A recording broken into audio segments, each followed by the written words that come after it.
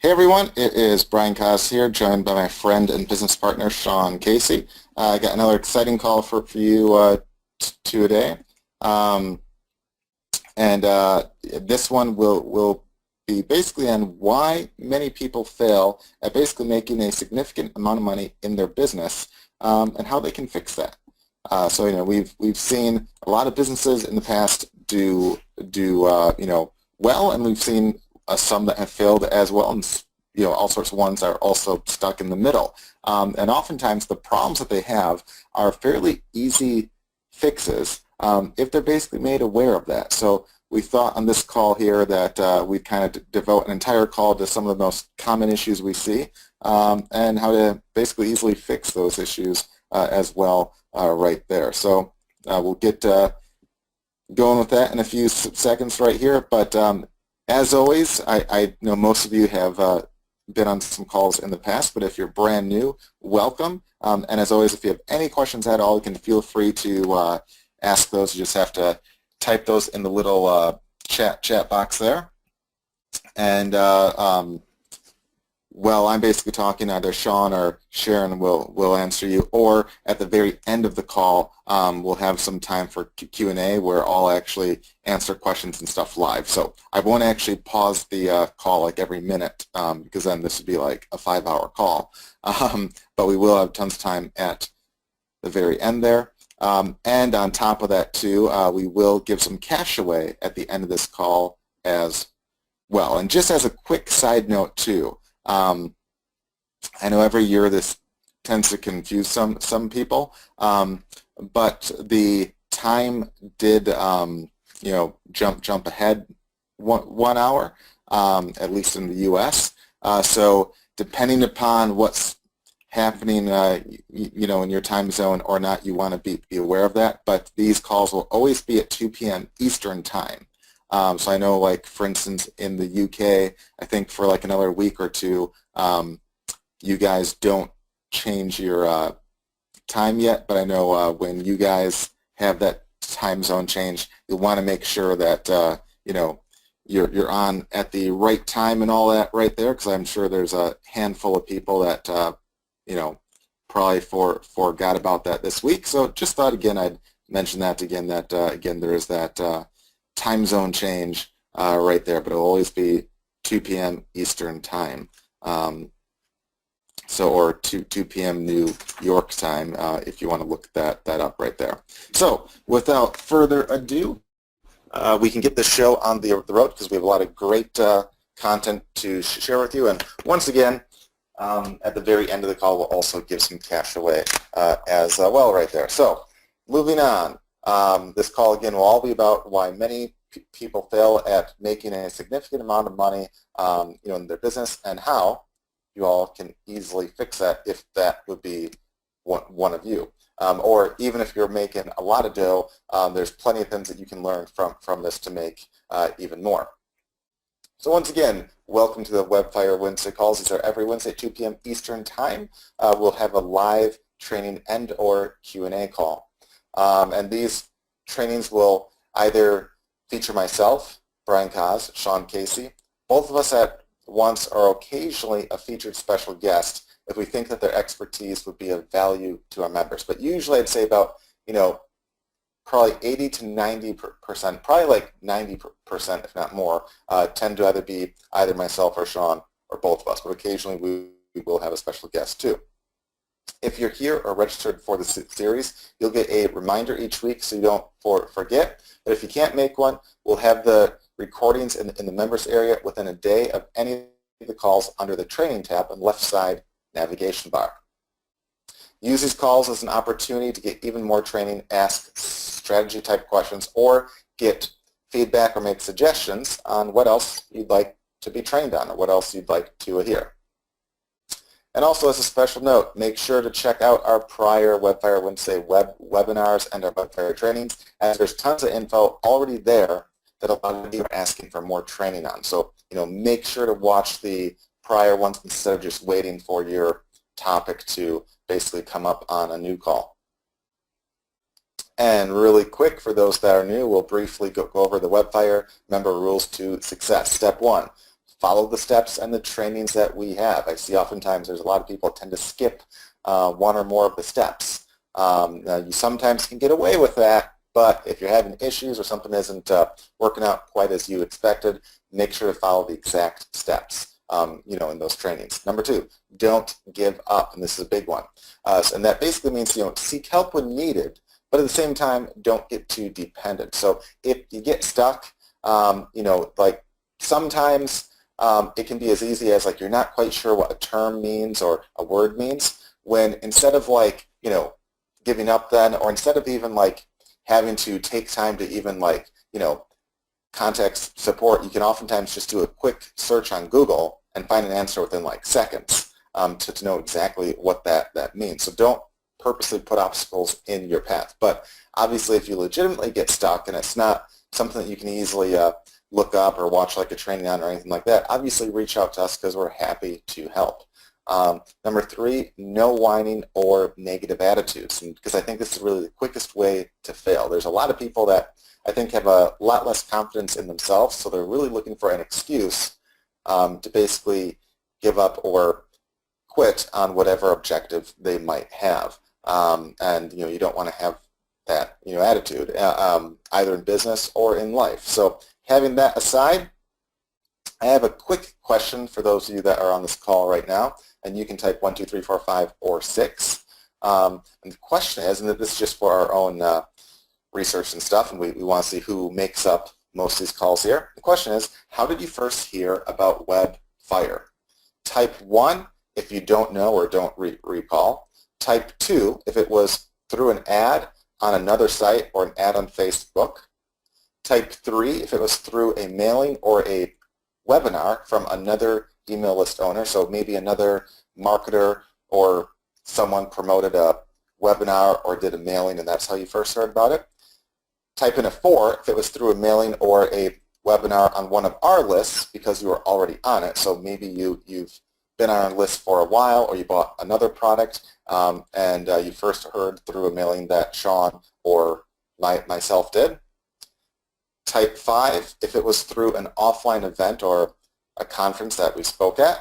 So if you saw us on stage and you saw and you heard about WebFire then, type in 5 for that. Or type in 6 if it was through word of mouth or seeing it mentioned on a site or like a forum or someplace like that where it's not an actual ad but just you saw it casually mentioned and whatnot. So again, I'll give you guys maybe 10 more seconds or so to type in 1, 2, 3, 4, 5, or 6. That'd be very, very helpful for us because we just want to kind of do some research and see who makes up most of these calls for us.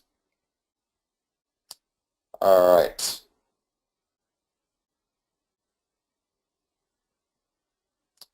All right, cool. Awesome. So now let's move on to our training for this week on why many people could be making a lot more and how to fix that. So there's really 4 reasons why people tend to fail to make a significant amount of money. And I'll go through each of these 4 one by one in a lot more detail. First, they make what I call the make a million off a $5 ebook mistake. And this is probably like one of the most common reasons that I see. I see this one all the time. 2, they're going after the wrong target market. 3, they have an employee mindset when it comes to prices. And 4, they're looking for an excuse to quit. Now, I'll go through each of these with examples and tips and all that one by one.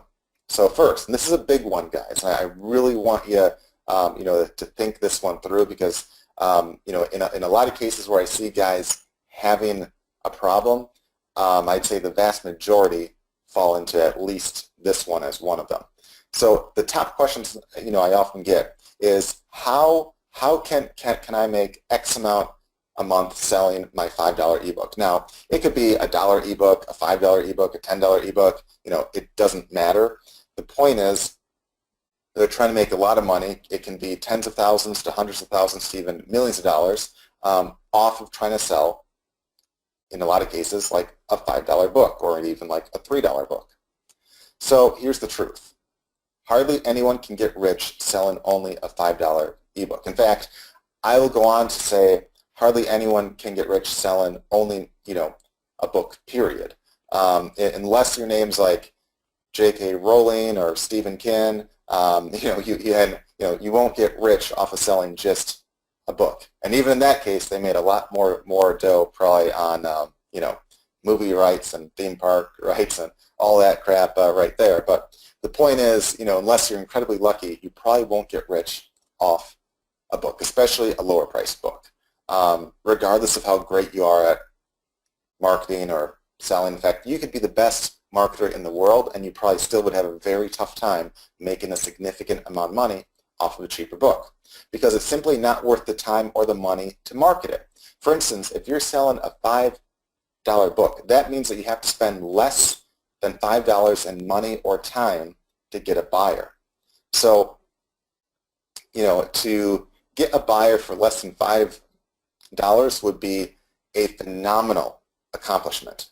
Because the cost to obtain a buyer, on paid ads usually is way more than that. And in time, in terms of like in your free time, if you're getting like free traffic and leads and stuff, the amount of time spent to get a buyer, probably isn't worth your time. It's only a $5 buyer. Now, there are always exceptions to that rule. And I've had some of those exceptions myself where, a few things I do for free can result in a lot of like lower end buyers. But I don't want to try to basically act like the exception is the norm, and I don't want to get a lot of you trying to think, oh, gee, maybe I'll be the exception here, so I'll go and waste a ton of time or a ton of money hoping that I'll be an exception when you're leaving a lot of money on the table simply by not going about your business in a slightly different way.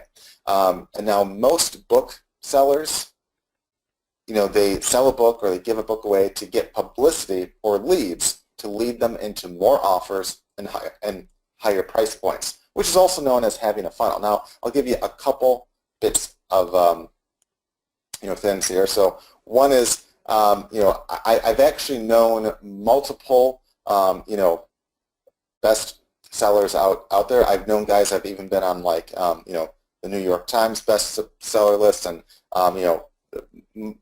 multiple guys like that, and I can tell you they spend a fortune to get there. In fact, I know one guy who he basically said to me, he's like, I could have either used this money to be a New York Times bestseller, or I could have bought a pretty nice house. And he's like, in hindsight, I'm not quite sure if I wouldn't have just taken the house. Because again, he didn't, but even in that case, he wasn't planning on,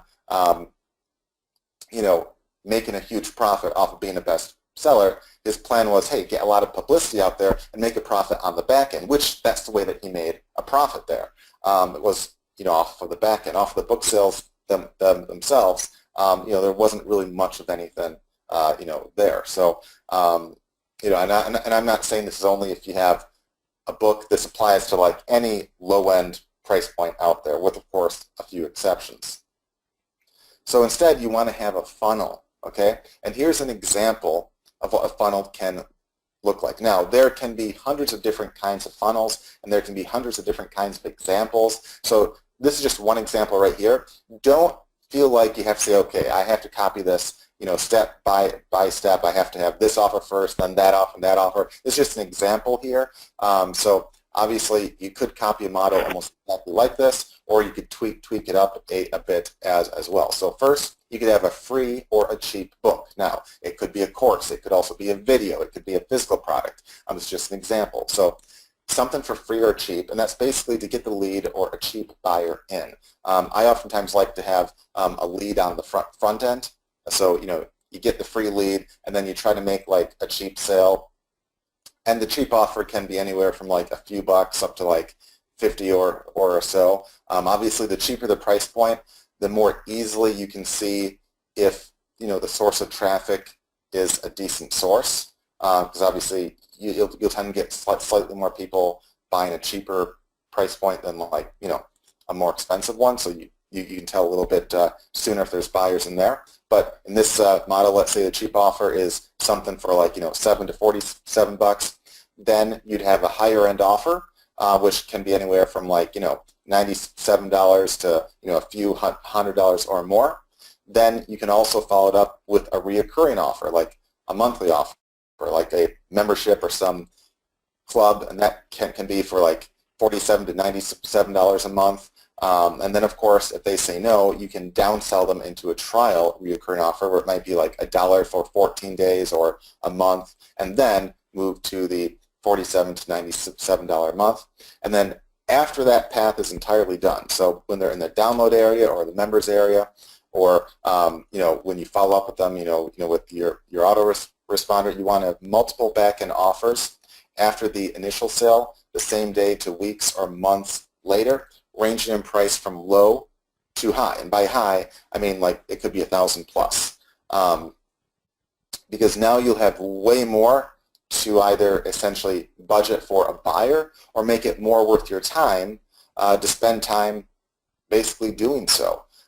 So instead of just selling that $5 book, one lead in your prior example would be worth a maximum of what?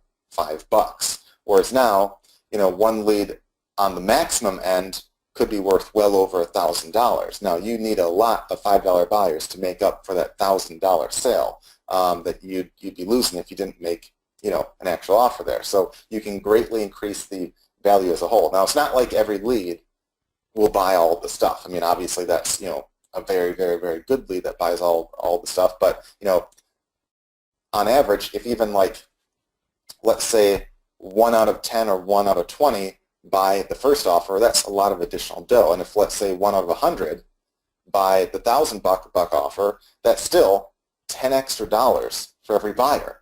And that's a lot of dough. I mean, on a $5 product, you just on that one offering alone, you just essentially tripled the value of every buyer that you have. And and that's with just the one example offer right there. Now, you might ask, well, what if I don't know what to sell or how to do that? Well, just try to think through, like, what can you do or what would someone be interested in that they would pay more for? So, in fact, let's just take maybe, like 1 or 2 market examples from people on this call right now. So if you're in a certain market and you sell only just like a single book or a single product that you would say is on the cheap end, just maybe mention that on the call right here in the chat, and we'll try to come up with a few examples really quick here.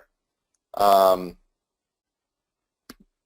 right, so just list out a couple markets here. All right, we have SEO, we have how to treat insomnia, we have supplements, we have, there's a bunch that just popped in. We have coconut oil, floor cleaner, survival, how to learn Spanish. All right.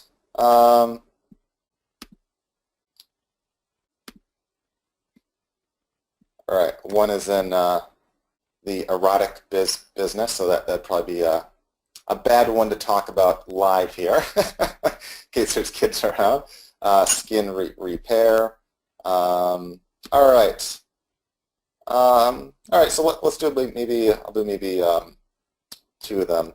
So one, just because like all of you can easily do like SEO with Webfire, let's do that one for sure, and then I'll do like another one too, like a random one. All right. And Peter, you say you're not seeing my screen. You should see it because it looks like basically everyone else is. So make sure that make sure your net's all fine, that you're connected there. But yeah, so an example with SEO. So it could be, let's say you get a lead for free, and you have either an ebook or a newsletter or something that basically a quick report that it could be the report could be the 5 things that you are doing wrong that are preventing you from getting ranked. Okay, something like that. You don't have to do that exact thing, but that's fine. So you would get that lead for free in exchange for that simple report that doesn't have to be more than like, I mean, you could do that whole thing in like 1 to 5 pages easily, or even in like a newsletter. You wouldn't even have to spend like a ton of time on that. And then immediately after they opt in for the free offer, you could have a cheap offer of let's say, hey, for $7, you will have a report on the 3 shortcuts to get page 1 rankings with minimal changes. So instead of just saying what the problems are, you could say, hey, here are 3 things that you can do to quickly rank. Like one could be, hey, you can basically talk about, if they target their keywords well and how they should, target essentially their title tags for that, and then you can show them how to change their title tags or anything like that. Like that would be of value to a lot of people right there. Then for a higher end offer, you could say, hey, for X amount of money, you'll sell them, your SEO analysis service, where you'll basically analyze, what's wrong with their site, and you'll give them step-by-step instructions on how to fix all of it. Or if you had like software to sell, you could sell that. Or if you had like a course, like a more in-depth course, you could sell that too. Any of those would work. Then for a reoccurring offer, in this case, it could be anywhere from, ongoing training, or what I would do in this case, in the example of what I just mentioned, instead of charging only like up to $100 a month, I would say, hey, for, $300 to $500 a month, you'll do SEO work for them.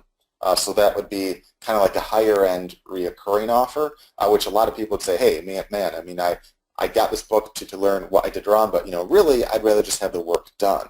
And oftentimes they might take you up on that right there, and that's hundreds of dollars reoccurring right there. Now you could even do a downsell there, where you could say, hey, the first month could be half off or anything like that. I mean that's all fine. Or could be, hey, we'll only do the on-page SEO and nothing off-page. So like you'll change around their title tag and stuff like that for maybe only like a one-time price instead of monthly, or anything like that would get guys to jump on that attractive offer, even for like $297 to $497 one time, just to change up some like title tags and stuff, has a lot of value to a lot of users. Now, don't just say, I'm just going to change a title tag, or I'm just going to change this, because again, that you don't want to sound like that, because they don't even know what that means. But you say, hey, I will make all the changes on your site that are preventing you from being ranked for $497 or some price like that. And then even later, if they buy that, you can still try to get them into reoccurring and say, hey, and on top of that, I'll put you in a free trial for the first month, where we'll do some, off-page SEO, like getting you backlinks, making some videos, throwing up blog posts. I mean, anything, like that, which would be an awesome offer, right there, and it gets them into reoccurring at the same time. You also want to have, again, multiple back-end offers, like maybe as one offer, you'll have a video making service where you'll help make and rank some videos for them. Or you'll have a service where you'll make and rank additional blogs for them. Or you'll write like, X amount of blog posts each week. Or you'll manage their social media like Facebook and Twitter. Or you'll use the Webfire tools to help them search for leads and reach out to those leads. Or you'll help them do like a mini PR campaign where you'll try to get guest blog posts for them. All of those easily are ones that you could charge hundreds to even 1,000 or two a month for, and have a lot of guys that would have an interest in that. So yeah, so that's just a few right there. All right, let me do another example right here. So Another example. So let's say if there's one that said supplements. There's another one that said coconut oil, and there's like a couple that said like health type stuff. So I'll just do kind of like a general one, towards that there. So let's just take like some health type product as like another example right here. So your free offer could be, hey, these are the the 3 or 5 foods that are causing you to gain weight. That could be a cool free report, and then you could have a cheap offer, which could be, hey, these are like 5 or 10 foods that can help you lose weight. Like there's a lot of research out there on like certain kinds of spicy food help, or certain kinds of food with lots of fiber. There's like easy stuff, but for like $7, there's people that could get a lot of value out of that right there. Then for a higher end offer, you could sell them the supplement, like for 50 to 97 bucks or so, you could sell them that. And for a recurring offer, you could say, hey, for a monthly supply, you'll give them a discount. If they go with the monthly offer, and then if they turn that down, you could do some kind of like an actual trial. Where it's, I'm not saying you necessarily want to give away the supplements for like $1 or anything like that, but it could be a trial, into either like a discount the first month, as long as they agree to sign up for, an ongoing trial, which they could cancel anytime, or it could be into like a membership site or like a newsletter where each Hey, Brian, let me jump in for 1 second. People are like freaking out because the slide hasn't changed in like 20 minutes. So I just want to reassure them that the slide didn't change because Brian's still talking about the same subject and using the examples you guys submitted. Yep.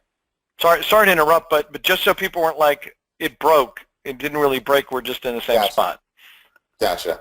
Yeah. So, so that could be a trial where like, each week, you give additional tips or anything like that. Any of those work. And then on the back end, what's great about a niche like health or wealth or anything like that is there's multiple back end offers that you could do. Because if someone wants to get healthy, they probably want to lose weight. They might want to gain muscle. They might want to get whiter teeth. They might want to get whatever physical problem or health that you might think you could possibly help with. There's multiple back-end products that you could help with, including, I've seen in the health niche, even guys that sell basically videos or webinars, and instead of saying, hey, we'll help, this is a course on how to lose 10 or 20 pounds, they'll basically have like a webinar series where it's like, hey, I guarantee that you'll lose X amount of pounds after 1 month or your money back. And they get these group calls together that they sell for 1,000 plus. So all those can work very, very easily right there. So regardless of what your niche is, try to map out like multiple offers that you could have. And again, you don't have to follow the exact format right here. I don't care if you don't want to have a reoccurring or a super high price point or a downsell, but again, try to have at least a couple additional upsells in there, because that will allow you to make a lot more money in the long run there. So the next reason why people oftentimes don't make as much as they could is that they're going after the wrong target market. So a lot of people spend tons of time going after cheap prospects, where they'll have a super tough time of convincing them of their value, versus going after high-end prospects where their services or their offers are easier to get value out of. For example, here's just a couple examples. If you're trying to sell, let's say, some kind of service like SEO or leads or a website or anything at all, or Facebook management, or a Facebook fan page, anything at all. If you're trying to sell it to a shoe repair shop versus a plastic surgeon, that's two entirely different markets. The shoe repair shop, probably doesn't get a lot of clients. They're probably not like a very wealthy place, because last I knew, like, at least nowadays, the price of shoes are so much less than what they were like, 100 years back, that is oftentimes cheaper just to buy a new pair. And I don't really know anyone that goes to repair a shoe these days. I mean, there's probably a few exceptions. That's why there's still a couple shoe repair places left. But compare that to like a plastic surgeon, where if you're looking to have a shoe repaired, I don't know the exact value or price that they charge, but let's say there's like a $20 profit. Okay. I don't know if that's a bit high or a bit low or not, but let's just say 20. Compare that to a plastic surgeon, where that can range from, on the low end, hundreds and hundreds and hundreds of dollars, to the high end, tens of thousands of dollars. If the plastic surgeon gets one high-end sale, they pay for your services perhaps for a year or even years, whereas the shoe repair place, they have to get like hundreds of sales just to break even. So, you have to convince them that, gee, I can get you hundreds of additional sales. And most of these guys are like, well, that's way more than we've seen. I don't know how worthwhile that would be. Whereas for the plastic surgeon, it's like, well, gee, if you get one sale, I pay for the whole year's worth, of your services or more. So, the higher end prospect would be the plastic surgeon who sees the value in what you do. And ironically, the work you do is the exact same in both of those. It literally is the exact same work, the exact same amount of time in both of those. One just has a higher value to the actual user because it can make them a lot more. And I see a lot of guys go after, the cheap, really small mom and pop places that don't make all that much and can't really afford that much and don't really necessarily get a lot of value out of future sales to make it worthwhile. The other thing too is a lot of people oftentimes try to sell like a $7 book versus like a $1,000 a month service or a $3,000 course. A lot of times the exact information in each of those, or the stuff that, or the end result in each of those could be almost the same, except the difference is the $1,000 a month service might be more done for them or done for you essentially, where they don't have to do the work. You'll just get the stuff done. Instead of basically teaching them how to do SEO, you'll do it for them. And there's guys are they'd rather pay $1,000 a month to get it done than pay $7 to learn it and have to do the work themselves. Or if you're selling, let's say, a $3,000 course, and you try to gear it more towards a high-end prospect, they'll oftentimes appreciate that way more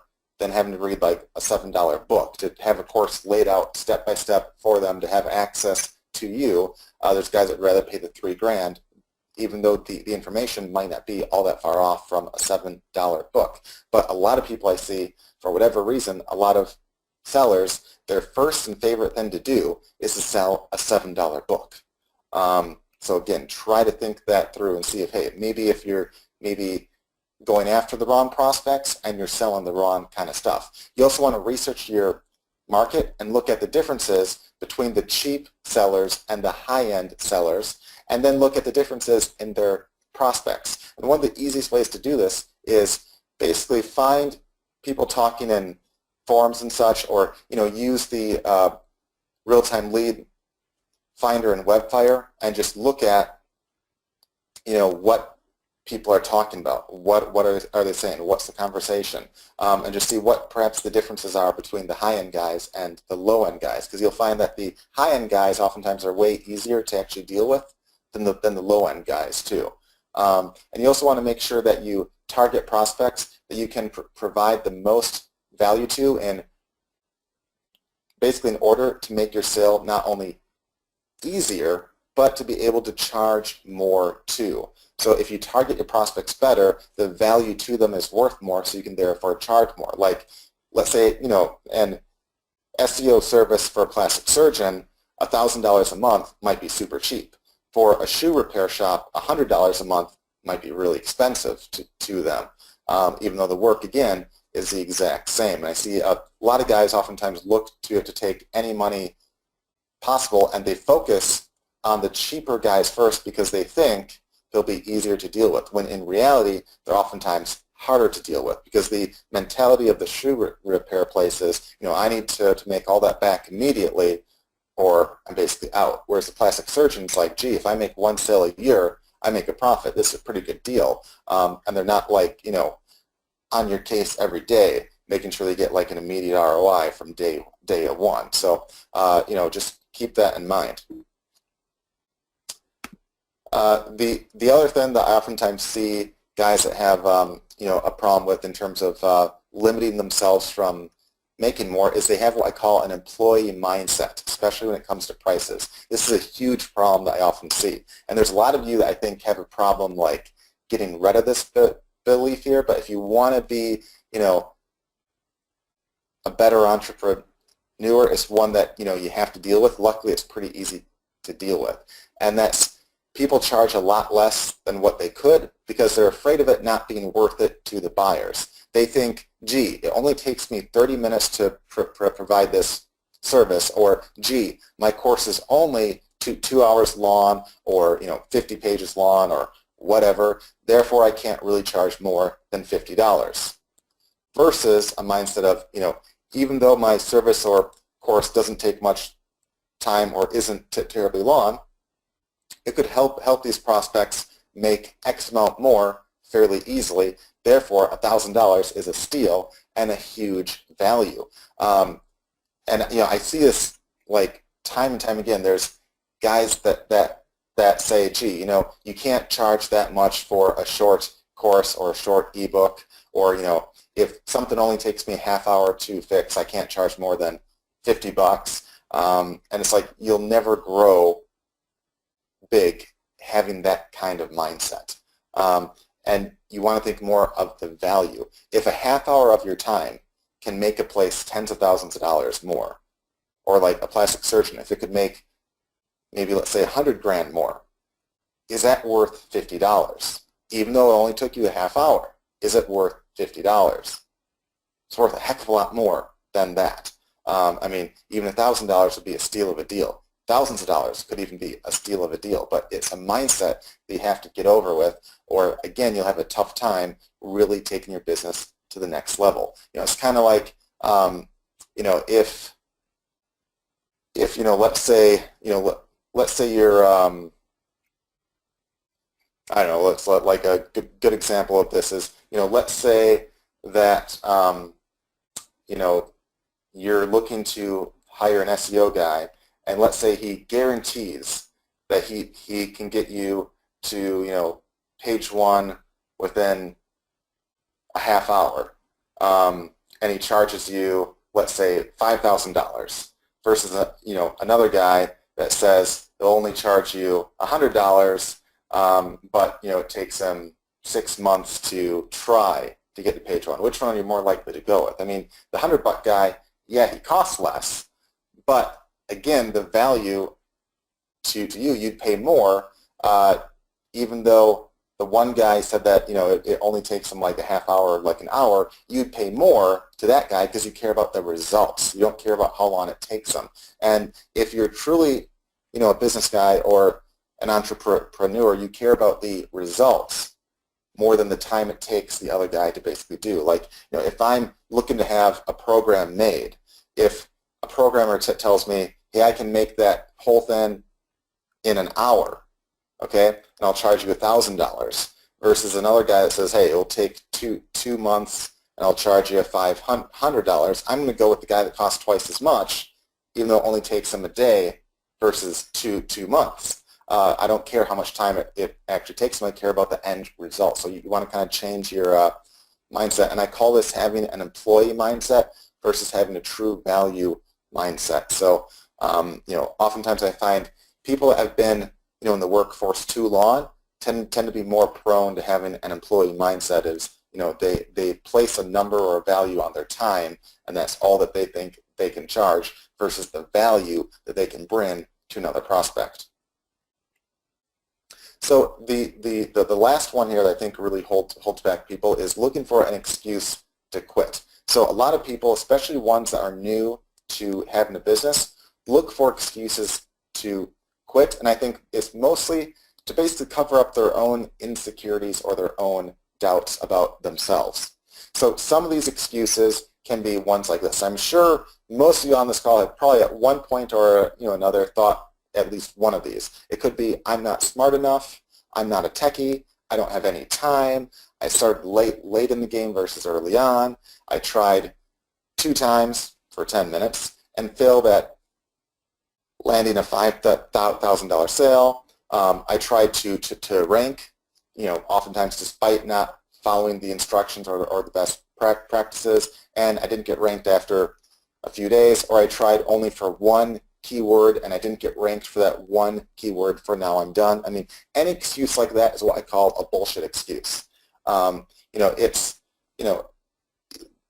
don't care how smart or not smart you think you are. There's plenty of guys that are more smart and less smart that are probably doing way, way, way more. So it's not really an excuse. There's plenty of guys that aren't techies that are doing great. There's plenty of guys that don't have much time that are doing great. And that's a big one too. There's guys that say that they can only afford,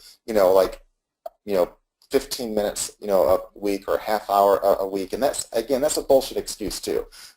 If you had a way to make hundreds or thousands of dollars, and let's say you're a guy that has like a small business right now, or let's say like you work a 9 to 5 job that, let's say doesn't pay you all that well. So you're telling me that if you could get paid way more, that you wouldn't carve out a little more time to work on your business. That basically says that you're looking for an excuse to keep yourself where you basically are. And if you're looking for a reason to give up or fail, you will. And that's basically where most people, I think, are comfortable with, because they're used to what they're used to. They don't want to really change, so they look for any excuse not to change.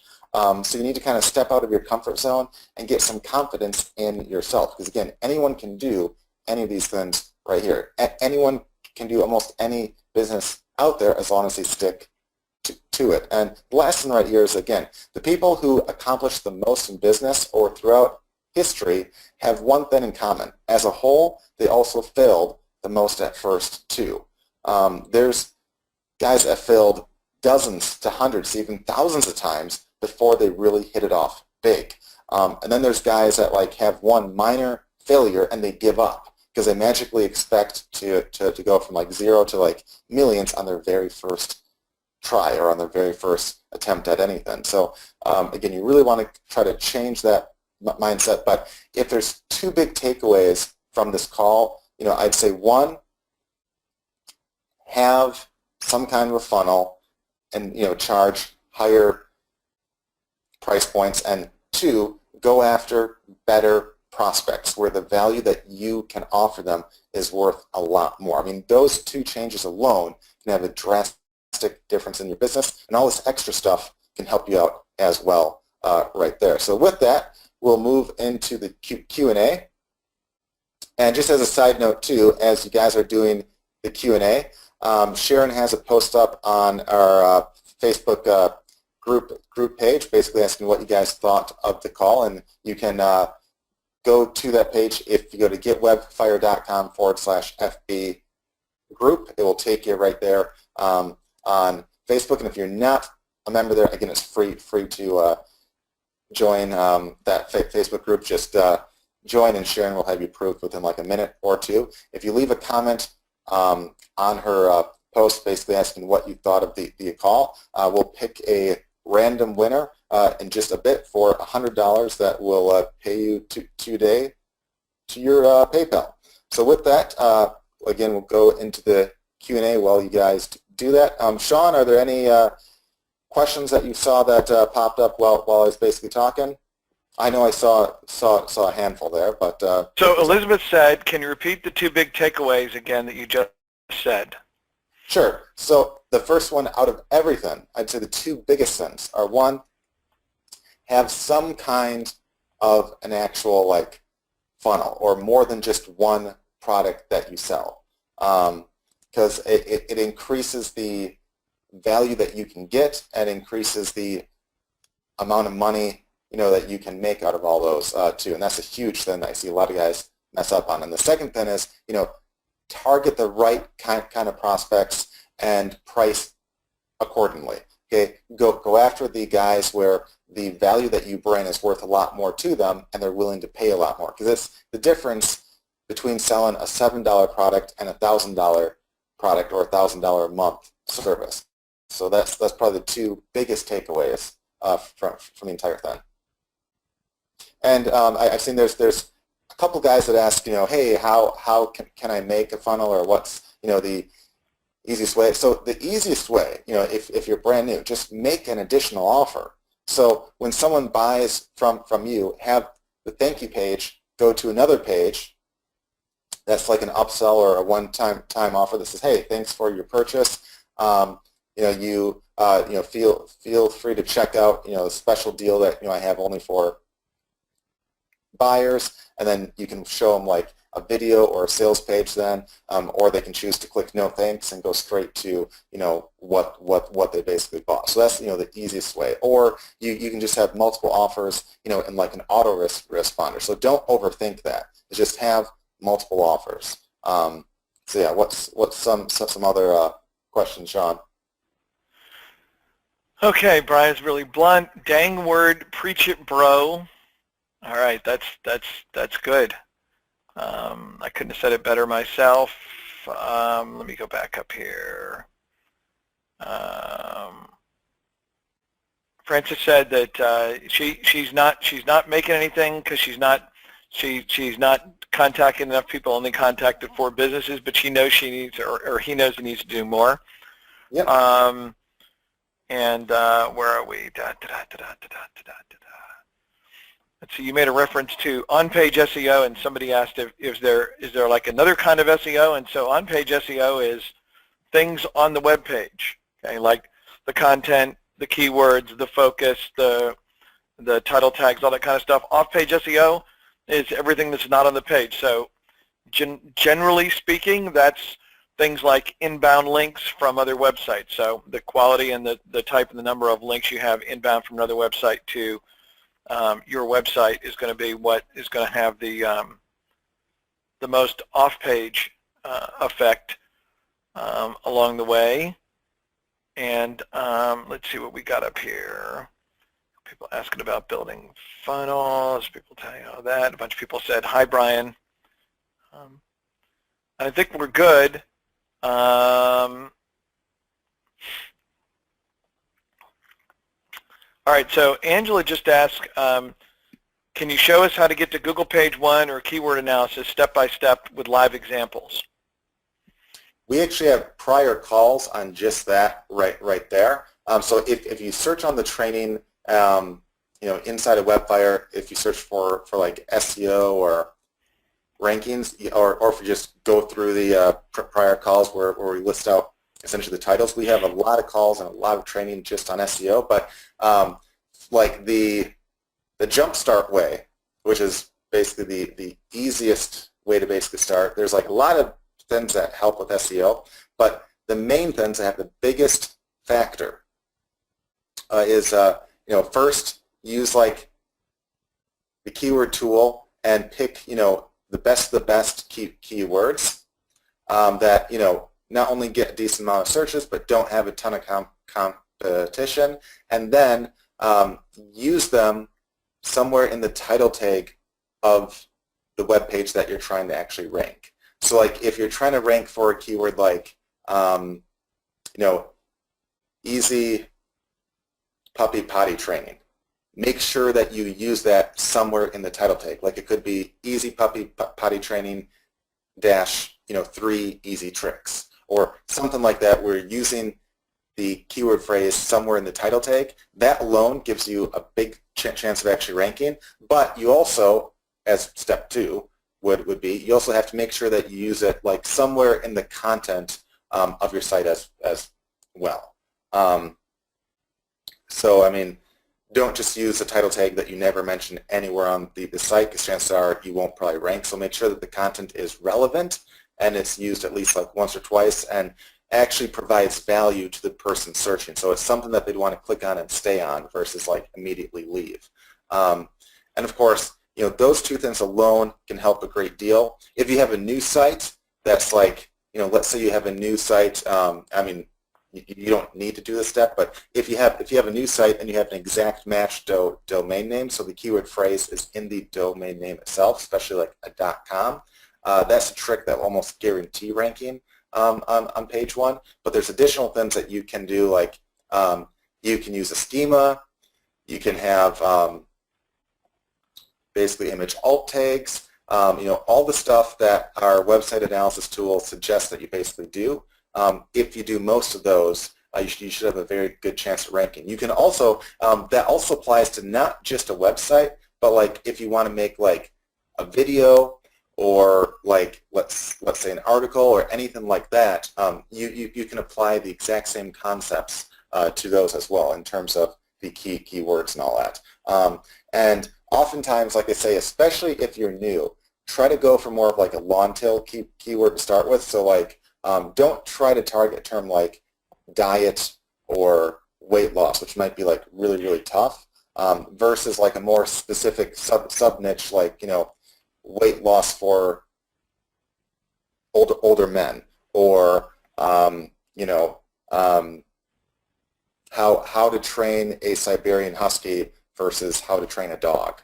So you'll find not only will those be typically easier to rank for, but they'll be more targeted at the same time. So you'll get better leads and buyers out of those too. But I mean, those are the main things right there, so don't overthink that. But if you want like entire calls on just SEO, make sure to check out the prior trainings, because we have some that are entirely on just that with step-by-step stuff that you should do. And then, of course, that's all mostly like on-page SEO. If you want to do some off-page, which can help even more, you can get some additional backlinks to your site. You can make a video that you also link to your main site, which gives you like, it's basically like a double whammy. Like first, it can help your original site rank, but second, you could also get the video itself ranked too, which basically gives you double the chances, both on YouTube as well as Google there as well. So yeah, so don't overthink that too much. Anything else, Sean? Oh yeah, all kind of people asking questions now. We started answering. We did it. So people applying to get into the Facebook group, you have to get approved to join our Facebook group, but just apply and wait a minute and then hit refresh and you'll be able to post, because Sharon is approving you as fast as you try to get in. So we got that covered. Let's see, Marty says, thanks for the web, we got to go. All right. So let's see, George's question is, what if I have an e-com store platform and I know someone who can't go to a brick and mortar store to get his son a game station because they're always sold out? Should I charge a higher price than the brick and mortar store for the game station? Yes, George. I mean, anytime that there's something where everybody wants a product and you can't get it normally and you can get your hands on it, you can sell it for more money. So, absolutely true story. I'm trying to think what it was. There was a kid's tablet. It's actually made by a company here in Atlanta, and I can't remember the name of it. I think it was like Leapfrog or something. But 4 or 5 years ago, as we got to the Christmas season, they were literally like, I mean, they just couldn't keep it in stock. And a friend of mine noticed this because he went to buy one for his kid, and was like, hey, we should see what we can do with this. Well, we were literally buying them at retail. So there's services that you can actually sign up with because they're like built-in affiliate bots that will track when a product that's out of stock becomes available, like Walmart or Amazon or wherever. Well, all those places have to sell them at retail. So we were buying them at retail for, I don't know if it was like $50 or whatever. I mean, and we bought, over time, we bought 100 or 200 of them, I don't remember how many, and we literally were auctioning them off on eBay.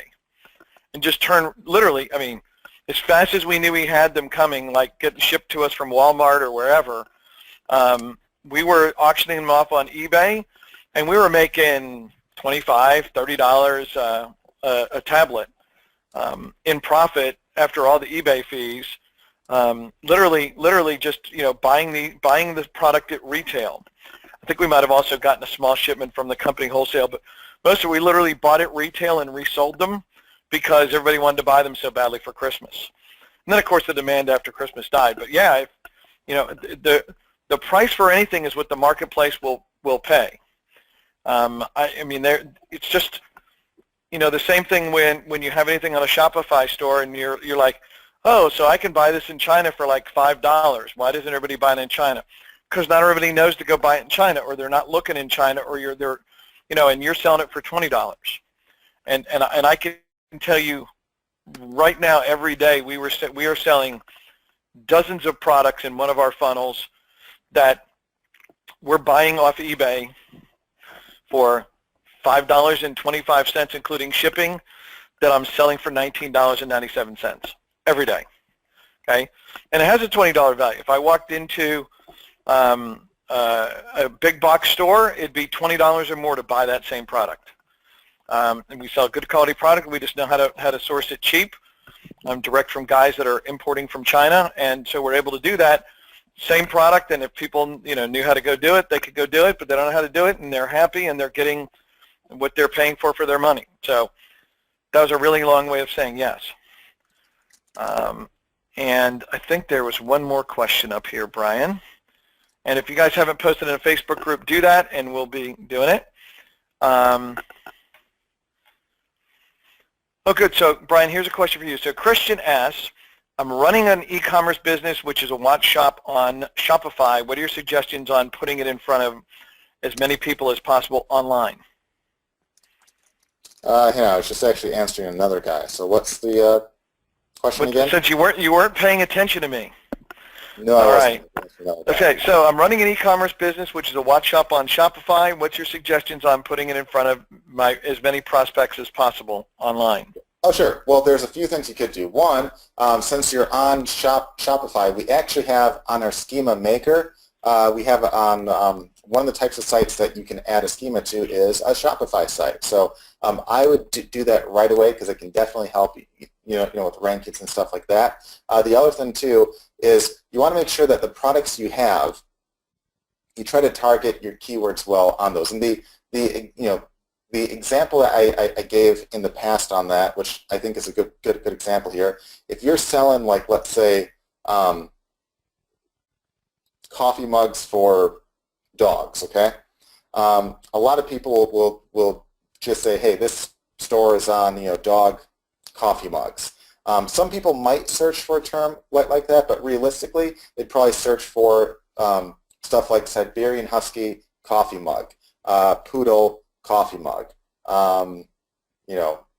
any kind of term like that where it specifically mentions the actual dog, whether it be like a coffee mug, a necklace, a pillowcase, a T-shirt, whatever it might be.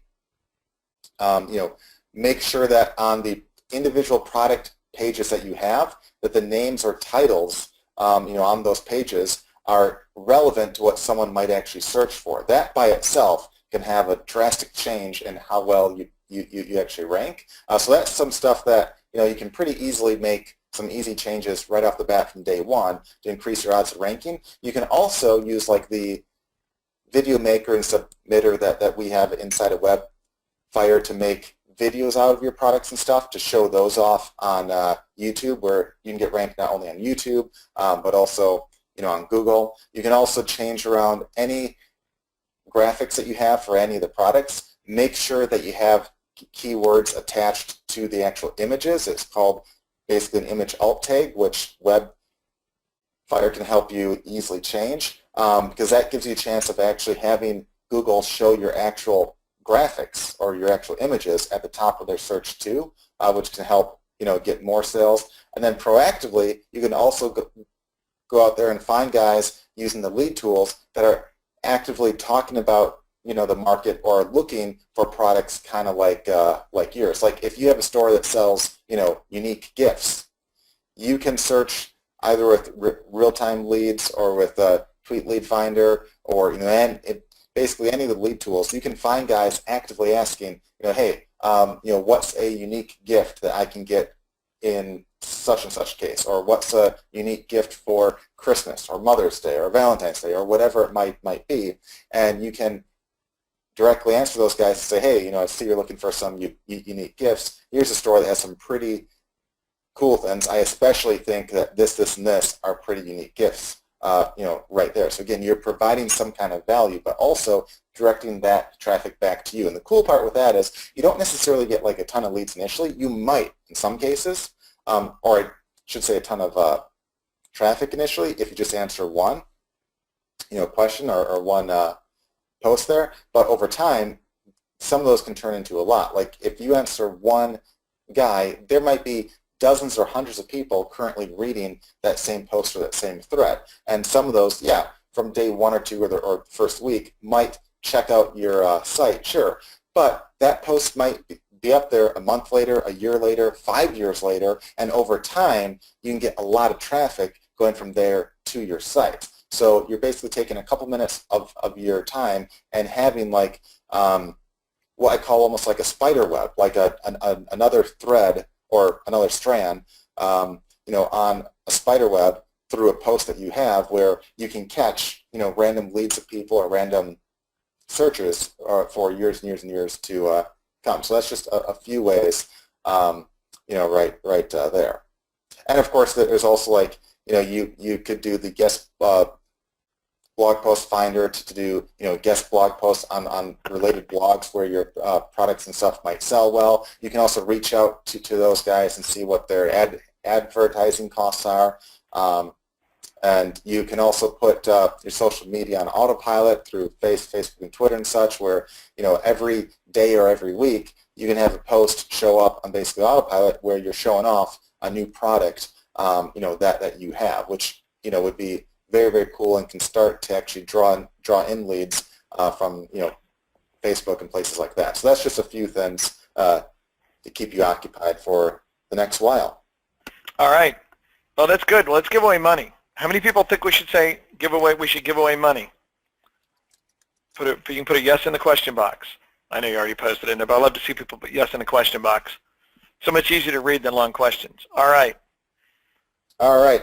So how many people think we should give away Brian's money because he has too much and he should give it away? Wow, now they're really putting in yes, definitely. Okay, see, that really got a lot of responses. Even better. Let's take a vote now. You can type in a 1 if you think that we should give away Sean's money. Oh, Joel thinks you should give away $1,000. All right. When I started talking about giving away your money, everybody's like, oh, we should give away more, $1,000, $200. Okay.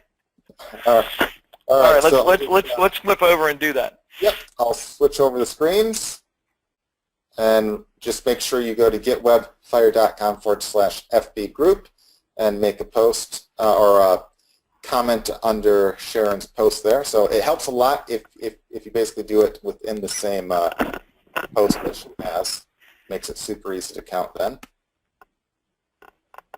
All right, let me just switch over screens. All right, so here we are, and we have 54 right there and a lot more underneath that. So let's just see here. I'll give you guys maybe another minute to fill it out real quick. So we have some there. So there's some that have it under here, and I'll count those, but it really helps if you can do the post like right here within the same thread. It makes it much, much easier to do the tally right there. And yeah, I see, Sean, there's a handful of people that are basically asking on UK time, and if memory serves, their time actually changes in like a week or so, right? Yeah, it's actually, I think it's, it changes on the 30th, I think. It's quite a while still. Okay, a couple weeks. So yeah. It's definitely not this weekend. So it's at least another week. So next week we will also be at 6 p.m. UK time, or GMT -4. Yeah. So I know to my other European friends, I'm not ignoring you guys. Just I know specifically what time it is in the UK. So I'm not sure what other countries change when, but we're GMT -4 now, and in winter. East coast of the U.S. is GMT -5. All right. And then we actually stay -4 in through like the summer, but the UK actually moves to +1, and so it gets even more confusing. Fun. But Okay, yeah, we got a winner yet? all right. But again, it'll always be 2 p.m. Eastern time on Wednesday. Yeah, March 26th it actually changes. Yes. And okay. there we go. So with that, I will refresh the screen, and we'll get the full tally. All right. So we have 63 or 64, 65. All right.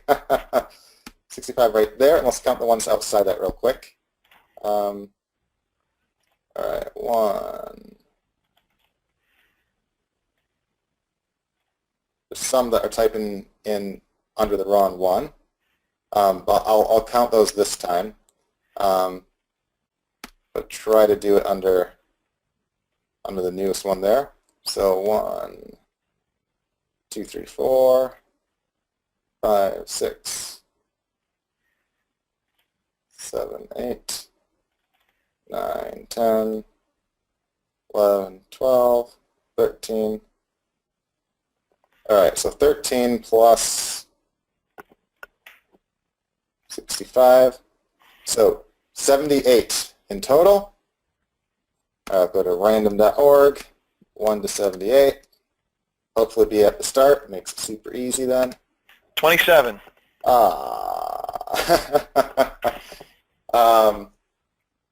So 66. Oh, that's not too bad because we have 65 right here. So the first comment outside it. So we actually gave the winner is a person that went outside of the main thing right here. So so Karen Poole, you'd be 66, or that's your number. You're the 66th person right there. So if this is your name, or if you look like that, or if you have a cat that looks like that, congratulations. You are $100 richer, or you will be, as soon as you give us your PayPal info. So just type that into Sharon in the chat, and she will PayPal that over to you right now this afternoon. So again, congratulations to Karen Poole. So yeah, so again, thanks guys, and thanks to everyone else who left a great comments and stuff here.